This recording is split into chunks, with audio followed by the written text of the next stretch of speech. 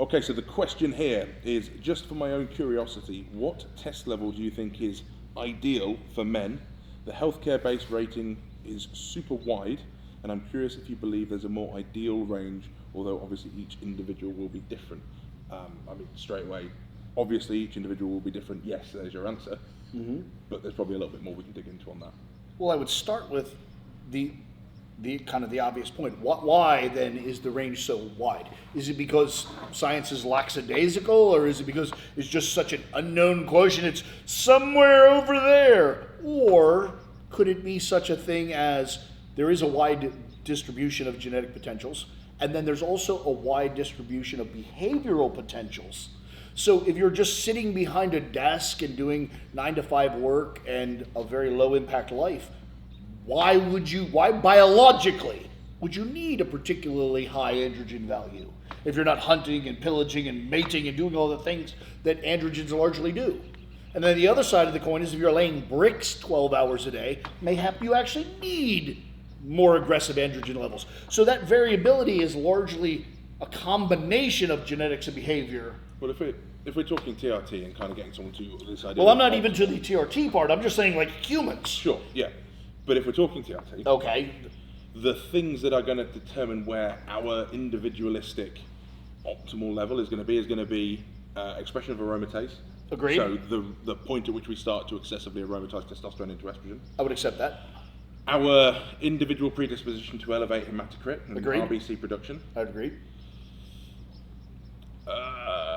I would say those are the two mediate. So we need to be at a level that isn't going to drive either of those things excessively. Right. And you could then perhaps extrapolate that as high as you can go without those two things starting to come out of whack is your optimal That would level. more or less be exactly my definition, but then I would also cantilever that against as those things go up, so does your work capacity. So if those things go up in lockstep, work done as well as values attained, you probably get even more out of that. Now the tricky thing with that is that you can't work out where you start to aromatize excessively, where you start to rampantly produce red blood cells without taking the drug, doing the blood work, testing the thing, and a level of experience. You might be able to get someone... And also a level of patience. Yeah, absolutely. You can't do it for a week and test. 100%, no. So it's going to be individual, and it's going to take time for every individual to get to that point. The biggest thing is your expectation. If you have a natural test level of, I had someone the other week, 14, and then they optimize their testosterone That's British level. units. Yeah, the British units, they're correct. And you optimize that to 21, our range goes kind of in ranges like 9 to 28. Yeah. Okay. I typically say 10 to 30 as a round number, Sure. but yes. The difference that you are going to see is almost insignificant. Agreed. It's people expect to get a dramatic improvement in exercise capacity and recovery rate and sex drive, all those things. And actually, if you're moving within that normal range, it's very rare that someone has a dramatic difference in effect. The other thing is people assume that if their testosterone levels are lower or out of range in the low end, that they're going to feel like shit. And I can tell you from experience, when I've been off things and there's been instances where I've gone and got tested looking to get a panel that was correct so that I can go on another course.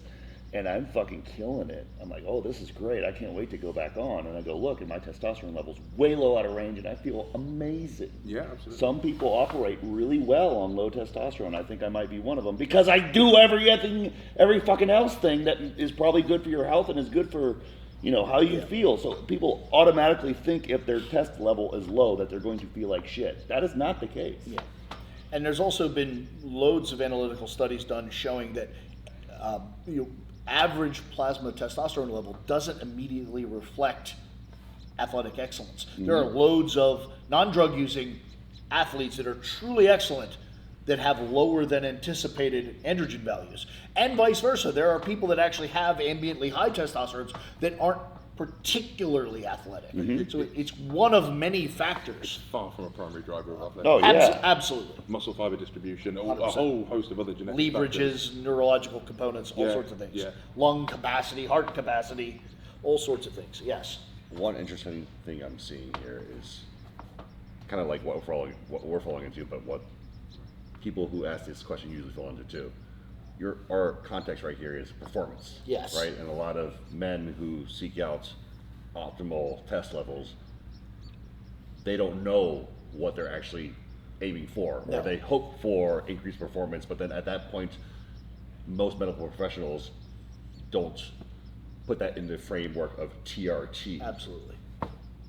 Well, and there's another thing too, and I know I'm being a little pedantic and doubly sarcastic, but a lot of these people are truly, not a disrespect, but they're truly average people. And they live relatively average lifestyles. And yet they're trying to optimize. Like, how do you optimize normalcy? How do you be incredibly optimally normal? Like, to me, that's a train of thought that doesn't actually exist. I'm phenomenally normal. What the fuck is that? I mean, look, a lot of this is driven by marketing, commercial marketing. I'm sure it's the same in the US as TRT clinics popping up everywhere. Feel the best you've ever well, a lot of felt. it, like, you create a problem. Do you feel tired? Like, yeah, I've got 3 kids. I fucking do 10 hours work every. Like, it's a normal response to your physiological environment. Do you feel tired? Do you struggle to, like, make up a load of shit that people can normally associate with 1 or 2 of those things, and then present the solution as TRT, and that's become kind of a really normalized thing, and it's often not the case. I think it's ridiculous. Which is why a lot of people are going on TRT, and we said this in our clinic in the UK, are going on TRT and going, oh, all of my problems aren't solved. So, well, no, because you've still got 3 kids that you hate. I don't know, why don't you try exercising and maybe your body will produce more testosterone to meet the demand? That's definitely a thing. Eat less shit. Yeah. You know? Sleep more? No. Yeah. And you know, I think that's maybe, there are people that have done those things. Sure. And fine. Sure. And those are probably the people that will get And I would point out another thing that we actually skipped over in this conversation, but this is super important. If you are truly hypogonadal, you have low testosterone, going from low to normal could be life-changing, but going from low normal to high normal, to Richard's point, could be insignificant. Yeah. So there is an enormous difference between, like, oh, you know, low T and TRT changed my life. I believe that. That's like saying I was sick, I felt terrible, I got medicine, I feel better. But just if you feel better and take more medicine, you don't necessarily get more better. Yeah. So I think that's a real thing. If you take more, sometimes if you take more medicine, you get more better. I know some people might get butthurt over this, but I'm going to call some people out in that kind of a group you just mentioned, the people who are on the low end of normal that want to use drugs to be on the higher end of normal. I mean, just say you want to use drugs. That's Exactly. fine. That's Thank you. absolutely It's not fine. TRT. You want sports performance. Right, if you just want to take drugs to perform better, like, I'm wildly in favor of that. It's been my life. But that's not TRT, that's not correcting your health, that's not optimizing, that's implementing an action. Which we're all Cool. for. Which, again, I love that. But just be it, do it, own it. Don't make up these goofy, euphemistic excuses for why that's really not cheating, it's really not this, it's really not all the things you criticize your whole life. It's, I'm in this special snowflake thing. Like, no, you're just taking drugs. As an amendum to that, I would say that probably 70% of the people that I know that have started taking TRT because they're looking for this mythical monster dragon, they end up just taking gear anyway. 100%. Does that line up with It's a yours? gateway. Yeah, it's just, yeah. Well, now that I have compromised natural production, it's I might as completely well. it's completely reasonable to just take drugs because I'm not creating a problem because I already have that problem, which is kind of stupid because I was kind of saying I should eat candy because I'm already diabetic. It's kind of dumb.